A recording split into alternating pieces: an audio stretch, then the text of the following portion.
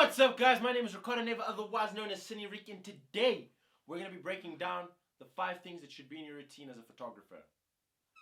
Hit the intro.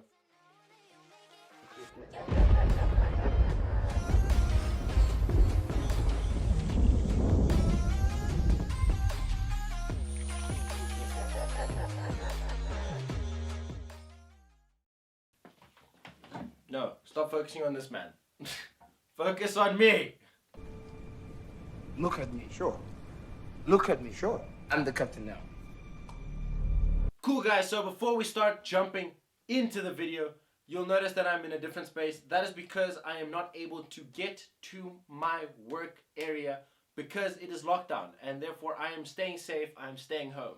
I hope you guys are staying safe. I hope you guys are staying home. Hope everyone is okay in these troubling times, but remember, we are all together in this. So let's support each other by staying safe and staying home. So, jumping straight into the 5 things that you should be doing as a photographer, we have numero uno, number 1, envisionment. Now this is the most critical thing that you should be doing as a photographer, and that's envisioning what you're trying to capture. Figure out what you're trying to capture. Do the research. If you know you're going to go capture a wedding, do the research. Look at some wedding photography. See how they play with those emotions. Write out a short list of the basic things that you want to get so that you make sure you're getting what you need and you're getting it in a creative way because you know what you're trying to capture. You have some references, you have some ideas, you have some inspiration. If you're doing street photography, this could be just going around the street and just observing people, looking for that decisive moment that looks stunning, that conveys something emotional. Because at the end of the day, what you visualize, what you envision your photograph is going to be is what's going to help you capture that moment, capture that feeling, capture that raw energy. Cool, number 2 is gear. Now gear is not me saying that you need to go spend millions of rands or dollars buying the latest camera, okay? What it means is knowing your camera, knowing your tools, knowing the lens, knowing the capacity of the lens, is understanding what you have so that you can then push it to its creative limits properly. Knowing your 4 basic camera settings, which, you know, check over there, plug. Knowing your lens speed, knowing the tools and the fundamentals is going to help you capture those images way better and way faster, and it's going to effectively make your workload a lot easier because you're going to be able to capture quicker, you're going to be able to capture nicer, more creative images because you'll be able to just be like, oh, this ISO needs to go up, and you can take a lot more photos.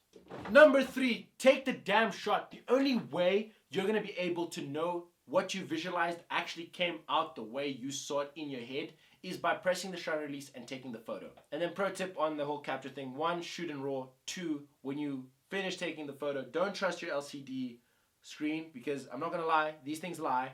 Take it to an actual desktop or an actual laptop screen, something bigger and more accurate, and then look at your image.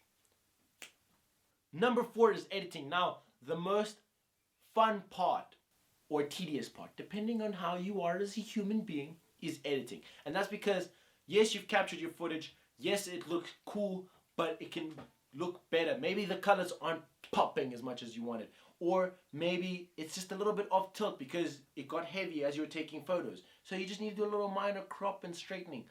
Editing is a very crucial part of photography. So go get yourself a photo editor. There's a ton of them out there. There's Lightroom, Capture One. If you want some free ones, there's Snapseed for your phone.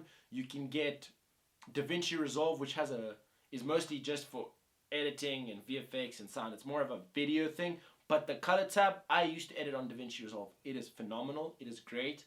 And you can do quite a lot. So yeah, there's some really cool softwares out there that can help you edit and really make those images pop. So edit your photos, man. Just do it.